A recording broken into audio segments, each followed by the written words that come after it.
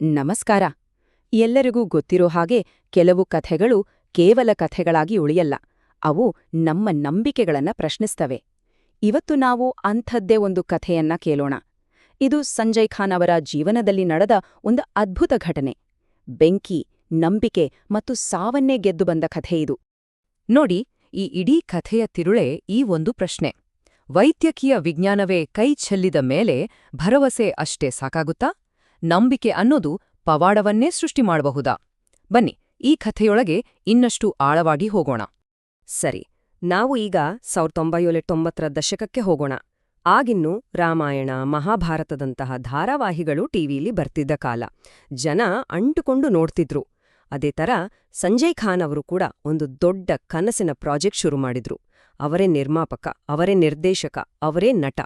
ದಿನಾಂಕ ಫೆಬ್ರವರಿ 8, 1989. ಮೈಸೂರಿನ ಪ್ರೀಮಿಯರ್ ಸ್ಟುಡಿಯೋದಲ್ಲಿ the sword of Tipu Sultan ಧಾರಾವಾಹಿಯ ಶೂಟಿಂಗ್ ನಡೀತಿತ್ತು. ಹೈದರ್ ಅಲಿಯ ಮದುವೆಯ ದೃಶ್ಯ ಅದು. ಸೆಟ್ನಲ್ಲಿ ಸಂಪೂರ್ಣ ಸಂಭ್ರಮದ ವಾತಾವರಣ ಇತ್ತು. ಆದ್ರೆ ಮುಂದಿನ ಕೆಲವೇ ಕ್ಷಣಗಳಲ್ಲಿ ಏನಾಗ್ಲಿದೆ ಅನ್ನೋ ಅರಿವು ಅಲ್ಲಿದ್ದ ಯಾರಿಗೂ ಇರ್ಲಿಲ್ಲ. ಆ ಮದುವೆ ದೃಶ್ಯಕ್ಕಾಗಿ ಬಳಸಿದ ಪಟಾಕಿಯ ಒಂದು ಚಿಕ್ಕ ಕಿಡಿ ಅಷ್ಟೇ ಸಾಕಿತ್ತು. ನೋಡ್ತಿದ್ದ ಹಾಗೆ ಇಡೀ ಸೆಟ್ಟಿಗೆ ಬೆಂಕಿ ಹರಡ್ಕೊಂಡ್ಬಿಡ್ತು.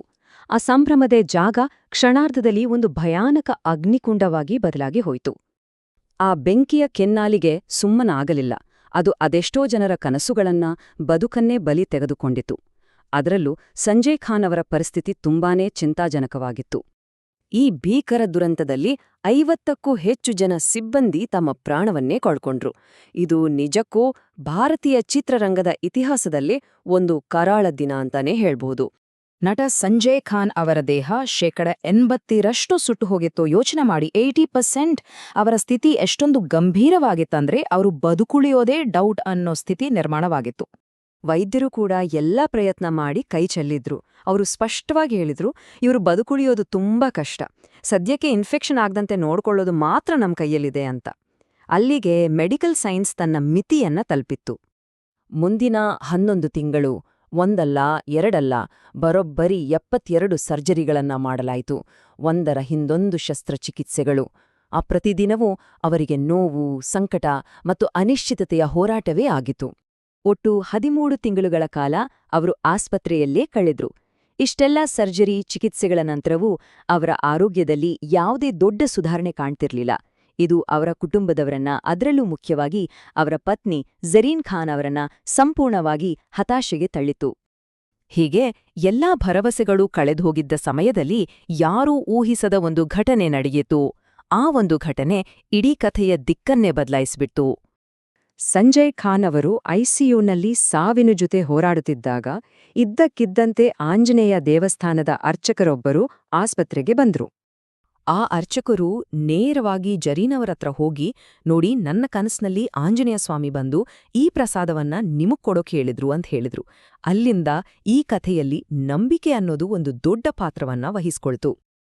ಈ ಹಂತದಿಂದ ಸಂಜಯ್ ಖಾನ್ ಅವರ ಪತ್ನಿ ಝರೀನ್ ಖಾನ್ ಅವರ ಪಾತ್ರ ತುಂಬಾನೇ ಮುಖ್ಯವಾಗುತ್ತೆ.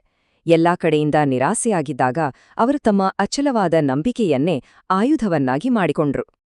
ಅರ್ಚಕರು ಕೊಟ್ಟ ಆ ಪ್ರಸಾದವನ್ನ ಸ್ವೀಕರಿಸಿದ ಜರೀನವರಿಗೆ ಒಂದು ಹೊಸ ದಾರಿ ಸಿಕ್ಕ ಹಾಗಾಯ್ತು.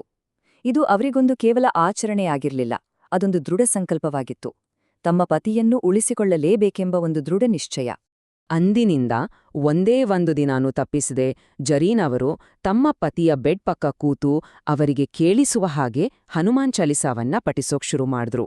ಅವರ ಆ ಪ್ರಾರ್ಥನೆ, ಆ ಸಮರ್ಪಣೆಯೇ ಸಂಜಯ್ ಖಾನ್ ಅವರ ಚೇತರಿಕೆಯ ಶಕ್ತಿಯಾಯಿತು. ಇದನ್ನ ಪವಾಡ ಅನ್ನದೇ ಬೇರೇನು ಹೇಳೋಕ್ ಸಾಧ್ಯ?